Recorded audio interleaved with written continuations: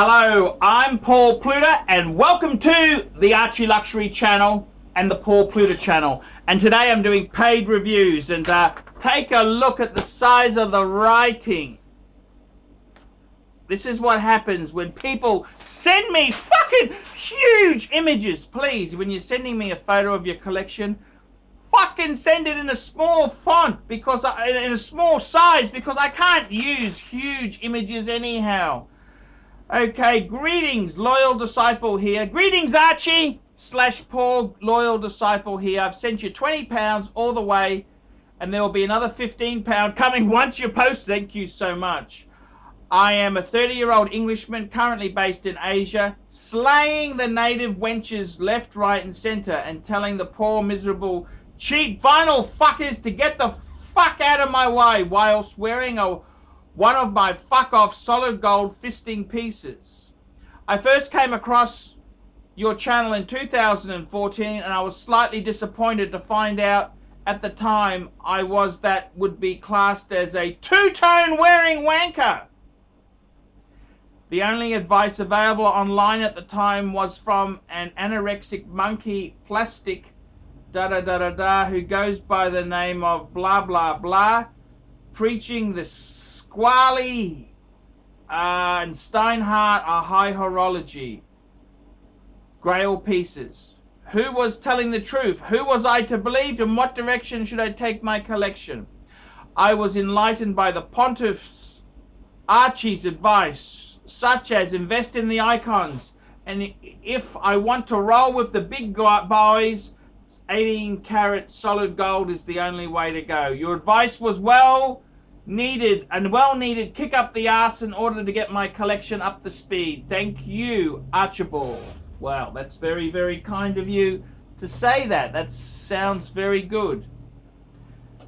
My current collection is as follows in order of purchase. Number 1, Rolex 16233 Rolex Datejust two-tone white Roman dial. And I'm quick wristwatch check. I'm wearing my 16233 diamond dial, tailored shirt, Paul Smith cufflinks. Thank you. What a great watch. Then he got a 118238 Rolex Day Date yellow gold champagne Roman dial. Then he got a 116234 Rolex Datejust steel and white gold black dial with alternating black red roulette date wheel. Then he got a 16528 Rolex Daytona yellow gold Zenith movement black dial. Then he got a 16520 Rolex Daytona stainless steel Zenith movement black dial. My next acquisitions will be the following 3 watches. 14060 Rolex Submariner pre-ceramic no date 2-line. A 16710 Rolex GMT Master 2 solid end links pre-ceramic. Coke or Pepsi, I would switch around the 2 bezel inserts. Or 114270 Rolex Explorer solid end links. First question is this: in which order should I make the purchases? I will take this time to mention that in the near future I intend on picking up an Omega Speedmaster Man on the fucking Moon and a JEWELLERY Reverso. And I'm not the biggest fan of the Rolex Explorer 2 unless it has a cream dial or is the Steve McQueen variant. And lastly, I have recently purchased a factory white T dial for my yellow gold Daytona. Now I'm a little hesitant to have it fitted. Do you think I should switch them out in order to balance my collection? Should keep my current black dial as the gold sub rings are more distinctive for the Zenith and the white dial is almost identical to the latter in-house movement Daytona. Cheers, Arch. If you're ever in town, Shanghai, the women and whiskey are on me. Focus on watches, more sucker horn, and 2017 will be a great year. Best witches. P.S. I've attached some photos for the poor, miserable, mean motherfuckers. Okay, let's have a talk here about his collection.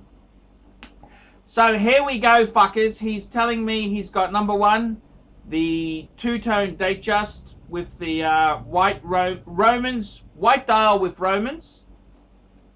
I love that watch. That's a classic piece. No problems at all with that. You got a 11238. Now I gotta say that is a fucking beautiful day date. That is the perfect day date. I think that's the perfect size. Any bigger than that, the two, you know, the bigger day date 2, nah, I don't like it. I love the classic day date. That's what I would fucking buy myself. And I'm a big lad, so that's great. You've got a 116234. That's the steel with white gold bezel. Black dial with Romans. With sticks.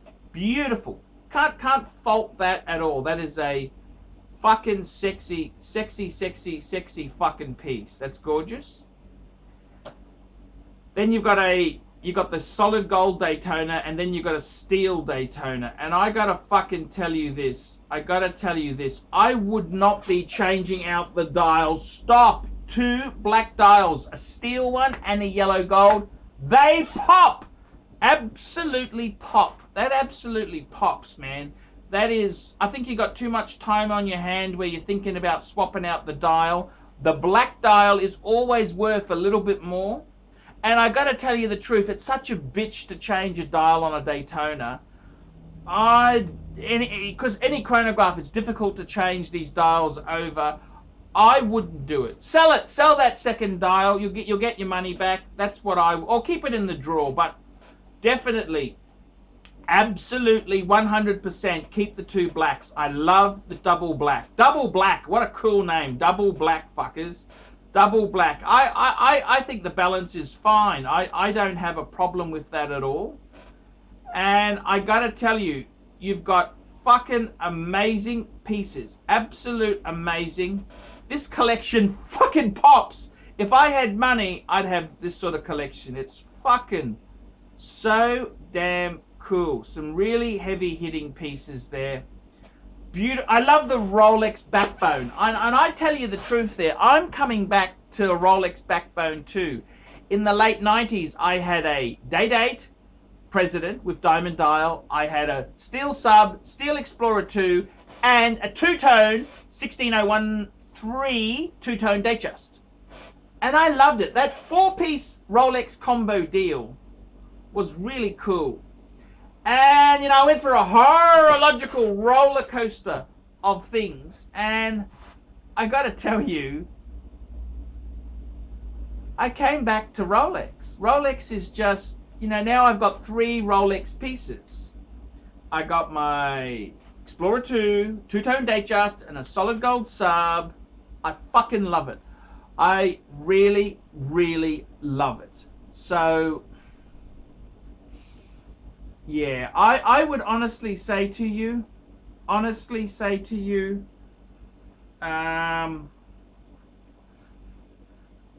I would honestly say to you, fucking, I love the Rolex backbone. I love it. Now, you're asking the question, which ones would I get next?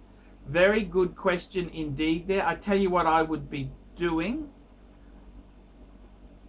I would say, well, you're asking the question, do you get a no-date pre-ceramic sub, 16710 Rolex GMT, and a Explorer 1. So I would honestly say to you, what I would get next, I would say to you, considering what you've got already, I would have to go, my own opinion, this is my opinion as the pontiff, I would go no date Submariner pre-ceramic. That's the 14060. I think that is a really cool watch.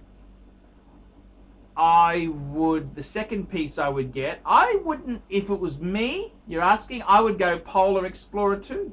Polar Explorer 2. I think that is the greatest GMT watch of all time. That's what I think. I think it's the greatest GMT watch of all time. Okay?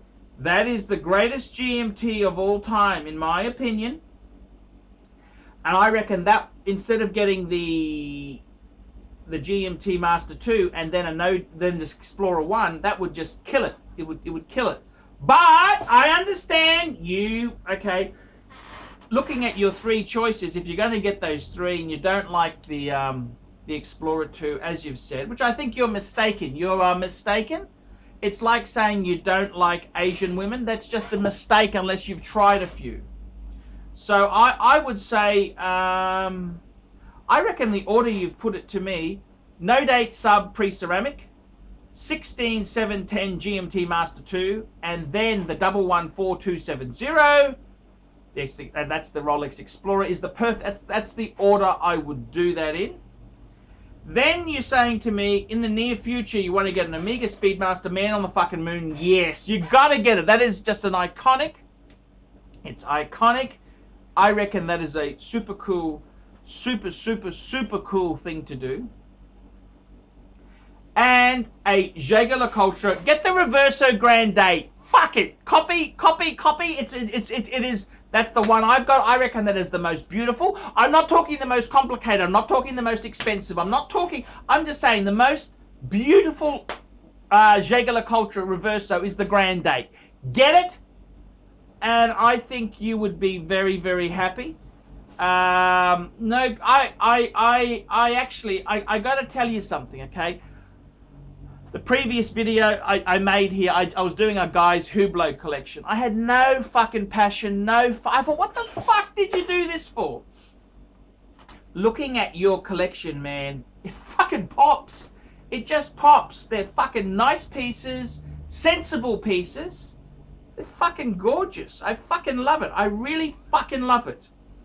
And, you know, I can work with you. I love this collection. It's cool. Swap the dial? No, double black. Isn't that a great thing? Double black, that's your double black. Your two Daytonas, double black. Stay with the double black, okay? I would say you can keep the dial in your drawer of goodies, but I reckon stay double black. I would say to you, fucking beautiful collection. It shows you Rolex is king. Now, I've done the dumb things. I went Patek, I went AP, I went all these fancy Breguet and fancy pantsy fuckers. Rolex! That's right. So I really would say that is a great way to go. And it's absolutely fantastic. So your collection is really cool. Really cool. Love it to death. I got the passion for your collection. I'm Paul Pluta. Paul Pluta, thank you for asking me to review your collection. I love it. And if you got a bit more money, could you flick me a little bit? I haven't fucking made I got to be honest with you. Could you please send me? I mean, you're quite well off. I haven't made payments. I got to start. I bought this for $3,500 US. I haven't made a payment yet. I'm running a bit short after Christmas. Send me a little bit, please. Thank you so much. Wonderful collection. I love it. See you later. We specialize in the repair of Rolex and Patek Philippe watches. We've been doing the same thing for more than 25 years. We have Rolex technicians certified by Rolex who actually used to work for the company for many years, like if we're doing the work on the factory. We completely disassemble the watch and we put it to work like brand new condition. When you get a pre-owned watch, it's like if you're getting a brand new unit. The only difference is the money.